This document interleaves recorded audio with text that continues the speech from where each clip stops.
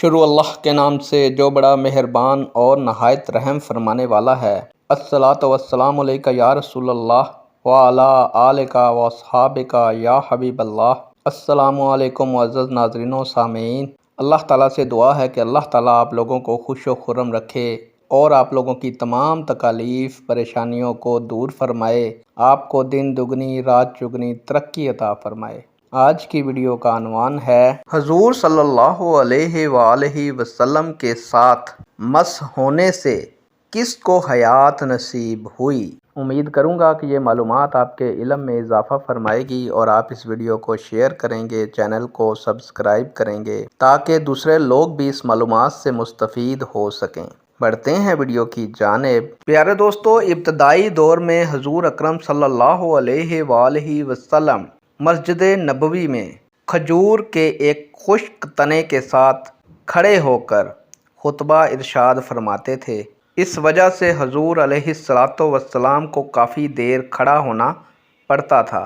صحابہ کرام پر یہ بات شاق گزری، انہوں نے عرض کیا کہ آپ صلی اللہ علیہ وآلہ وسلم کے لیے ایک ممبر بنوا لیا جائے جس پر بیٹھ کر آپ صلی اللہ علیہ وآلہ وسلم خطبہ ارشاد فرمایا کریں۔ بعض روایات کے مطابق یہ درخواست گزار ایک خاتون تھی۔ خاتون نے عرض کیا کہ میرا بیٹا بڑھئی ہے، لکڑی کا کاروبار کرتا ہے، اگر اجازت ہو تو میں ممبر بنوا کر آپ صلی اللہ علیہ وآلہ وسلم کی خدمت میں پیش کر دوں۔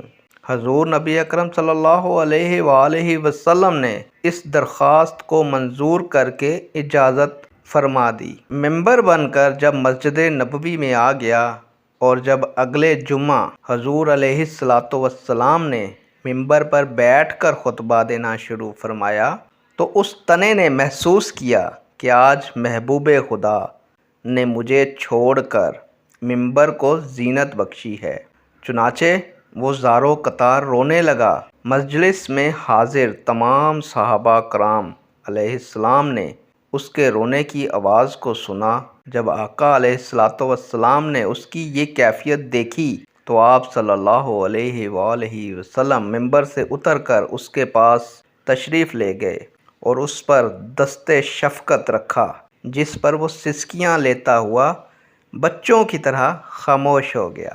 سبحان اللہ۔ اسی بارے میں حضرت انس بن مالک رضی اللہ تعالیٰ عنہ اس تنے کی کیفیت بیان کرتے ہوئے فرماتے ہیں کہ ہم نے اس تنے کی آواز کو سنا، وہ اس طرح رو رہا تھا جس طرح کہ کوئی اونٹنی اپنے بچے کے فراق میں روتی ہے، حتیٰ کہ آپ صلی اللہ علیہ وآلہ وسلم نے اس پر اپنا دست شفقت رکھ دیا اور وہ خاموش ہو گیا۔ تو پیارے دوستو، ان روایات سے معلوم ہوا کہ لکڑی کا ایک خشک اور بے جان ستون جو کہ علم و ادراک کی کیفیت سے بھی آشنا نہ تھا بلکہ علم و ادراک وغیرہ کے محلات سے محروم تھا، کیونکہ اس دنیا میں حیات سے پہلے محل و حواس ہونا ضروری ہے۔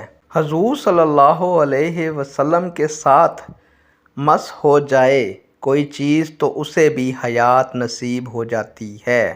تو آپ اندازہ لگائیے پیارے دوستو کہ وہ آقا صلی اللہ علیہ وسلم جو خود دوسروں کو حیات کی خیرات عطا کرنے والے ہیں، اور پھر ایسی چیزوں کو جن میں حیات کے تقاضے بھی نہیں پائے جاتے، اس آقا علیہ السلام کو کتنی کامل ترجیحات اللہ تعالیٰ نے نصیب فرمائی ہوں گی۔ سبحان اللہ۔ نیک دعاؤں کے ساتھ آپ سے اجازت چاہوں گا۔ اللہ تعالیٰ آپ کا اور میرا حامی و ناصر ہو۔ اللہ حافظ۔